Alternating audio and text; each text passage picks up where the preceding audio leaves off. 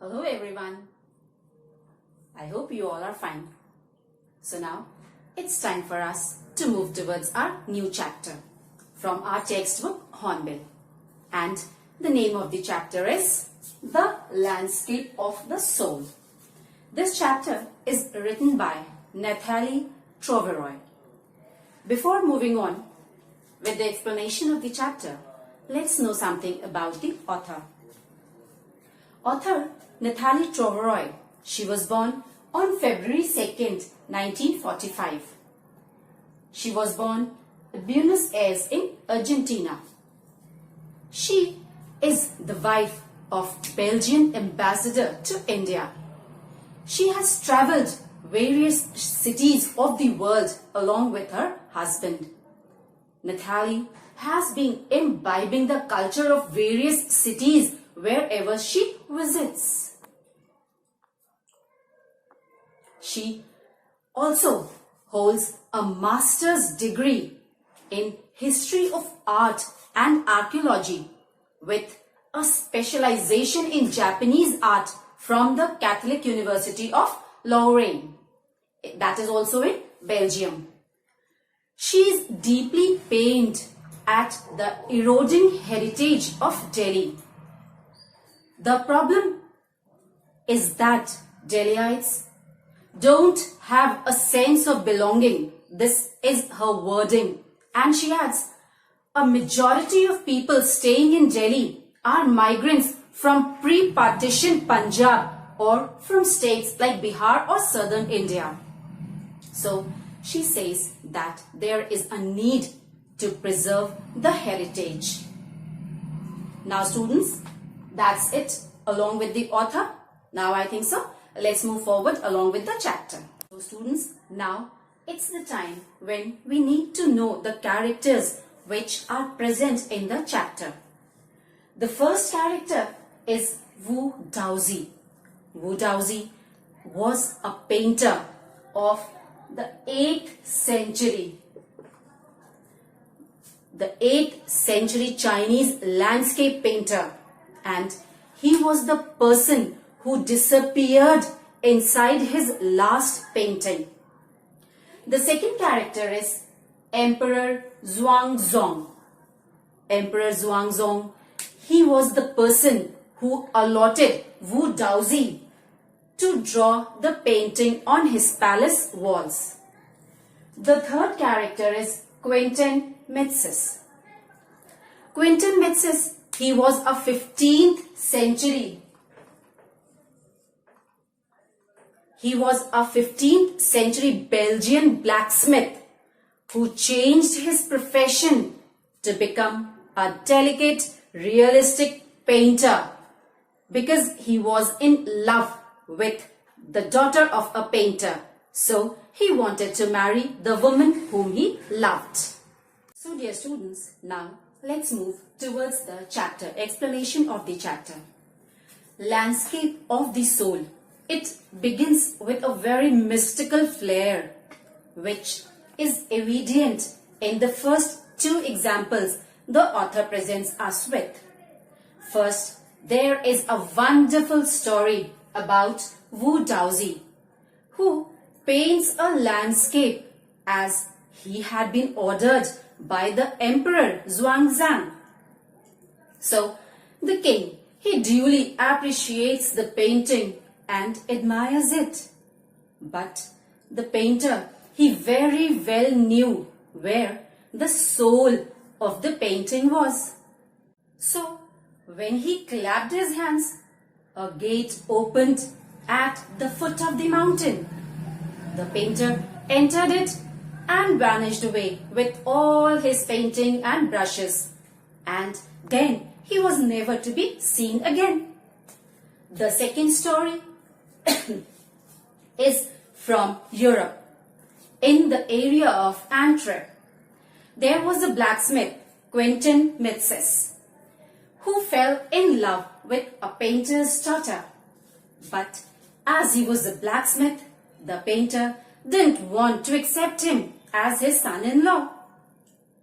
So Quentin very quietly, he entered the painter's studio and painted a fly on his panel. The painter, he thought it to be a real fly and tried to sweat it away. Quentin was immediately taken in as an apprentice and was allowed to marry his beloved. So students, these two stories are example of the way art is viewed in China as well as in Europe.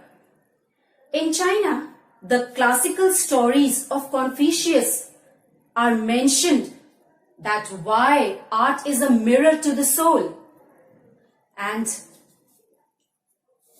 so the first part of the story, it tells us about the Chinese painting. It tells us that Chinese painting, it does not bring out actual things. In fact, not a single view is present of reality over there. Whereas in European countries' painting, it reproduces an actual view. The painter entered in the studio and drew an exact fly. That's the reason why European painting, they present an actual view. They want the onlookers also to borrow the painter's angle in seeing the pictures. Continuing with the concept of Chinese painting, the author tells us about the Taoist view also.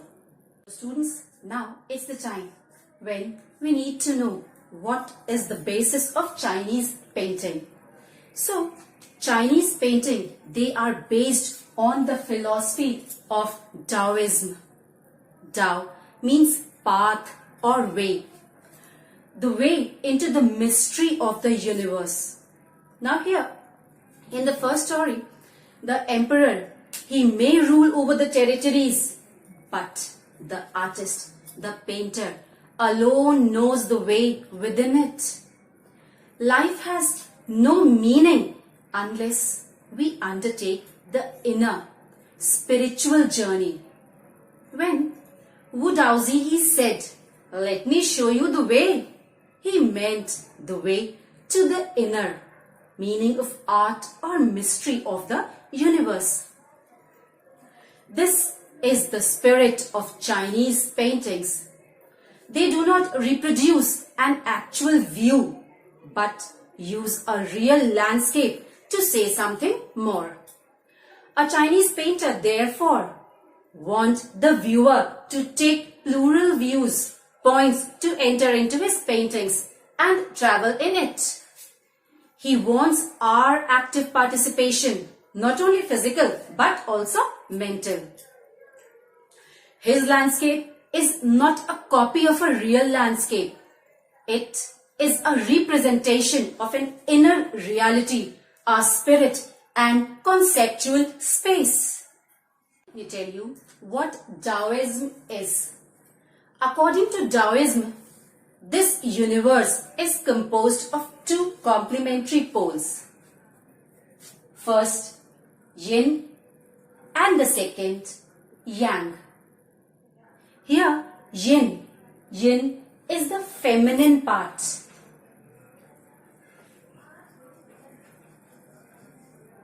Whereas yang is considered as the masculine part.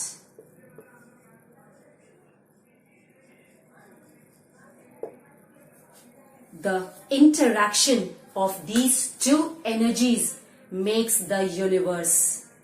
As per Taoism, the interaction of these two energies, they are complementary poles, and these two energies make the universe, and their meeting point called the middle void. Their meeting point is called the middle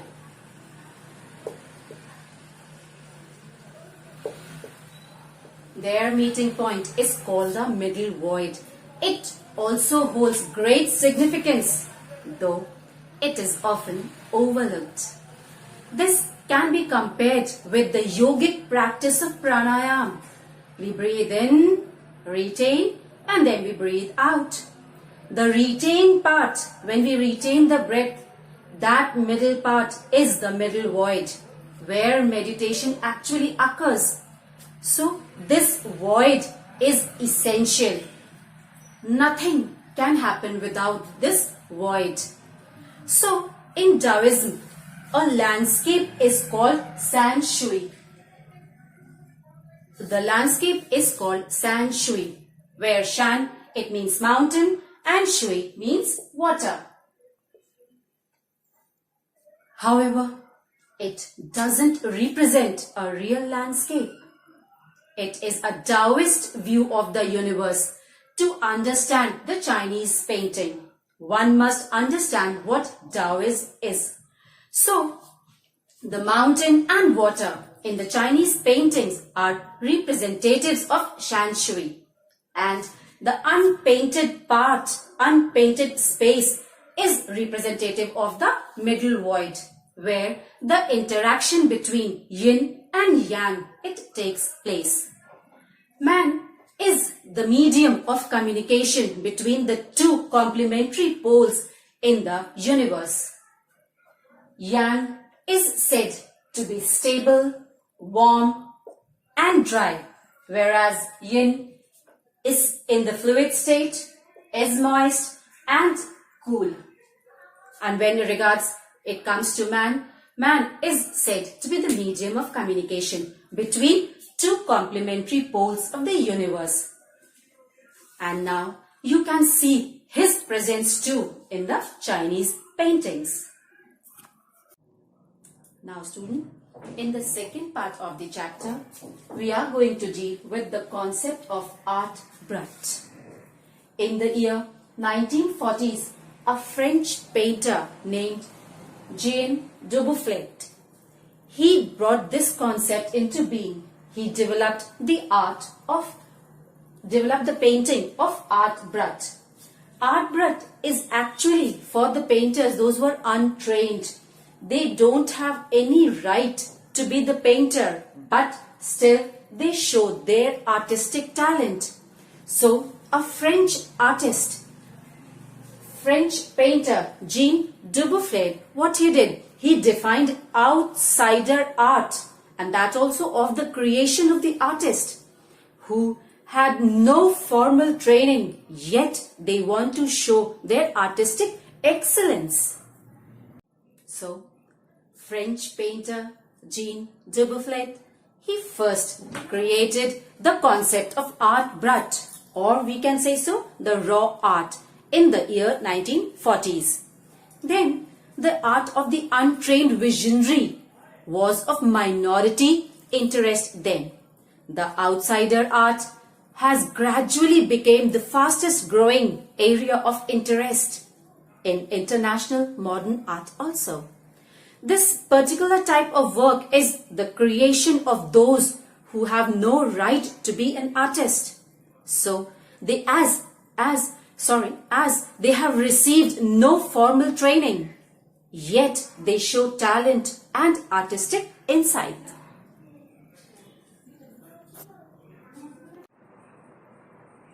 Next is about the contribution of India. Indian contribution is from Nek Chand. Nek Chand of India is an outsider, and he had made outsider art a famous one. He had received no formal training. He was of 80 years and he did not receive any formal training, but yet he created a paradise. His rock garden at Chandigarh, it is a unique creation. It is being sculpted with the help of rocks and all the waste materials. He made a rock garden at Chandigarh. He used waste materials to create a paradise. So, his raw art has been recognized by UNESCO. Exhibitions of his art has been organized in several countries of Europe. So students, that's it for this chapter. I hope you would have understood. If you still feel that you are not comfortable, please feel free to ask. Thank you.